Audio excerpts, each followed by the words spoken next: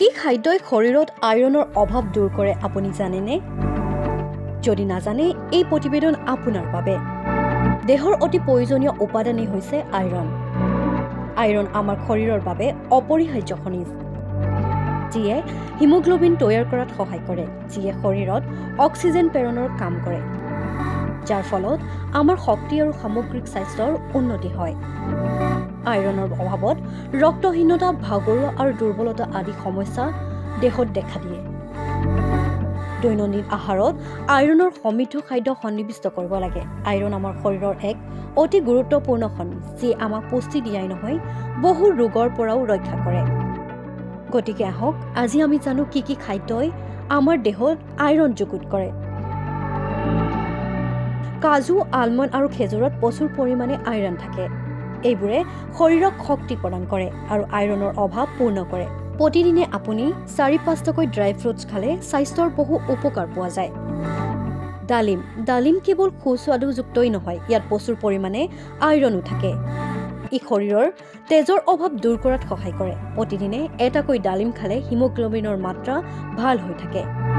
ইয়াক ৰসৰ ৰূপতো সেৱন কৰিব পাৰে। পালেং হৈছে আইৰণৰ এক উৎকৃষ্ট উৎস। কেৱল ইয়াত প্ৰচুৰ পৰিমাণে আইৰণেই নহয়, ইয়াত প্ৰচুৰ পৰিমাণে ভিটামিন চি থাকে, যিয়ে আইৰণ শোষণত সহায় কৰে। উল্লেখ্য যে ১০০ গ্ৰাম পালেঙত ২.৭ মিলিগ্ৰাম আইৰণ থাকে। ইয়াক আপুনি ভাজি বা চুপ বা চালাড হিচাপেও খাব পাৰে।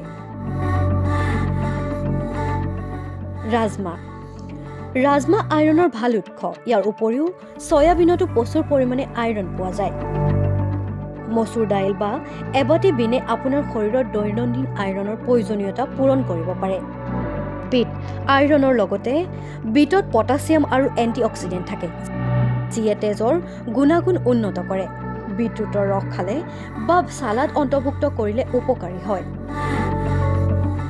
ই তেজ বৃদ্ধি আৰু শৰীৰ বিষমুক্ত কৰাত সহায় কৰে আৰু যথেষ্ট পৰিমাণৰ আপোনাৰ শৰীৰত লাগতিয়াল আইৰণো যুগুত কৰে। সেয়ে আপুনি নিতৌ এটা বিটৰ আধা অংশ হ'লেও সেৱন কৰিব। পালেং শাক পালেঙত এক আইৰণৰ উৎকৃষ্ট উৎস।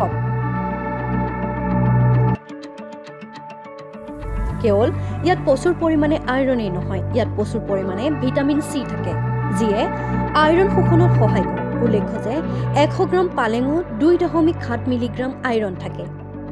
ইয়াক আপুনি ভাজি বা চুপ বা চালাড হিচাপেও খাব পাৰে। বিট আইৰণৰ লগতে বিটত পটাছিয়াম আৰু এণ্টি অক্সিডেণ্ট থাকে, যিয়ে তেজৰ গুণাগুণ উন্নত কৰে। বিটৰুটৰ ৰস খালে বা চালাড অন্তৰ্ভুক্ত কৰিলে উপকাৰী হয়।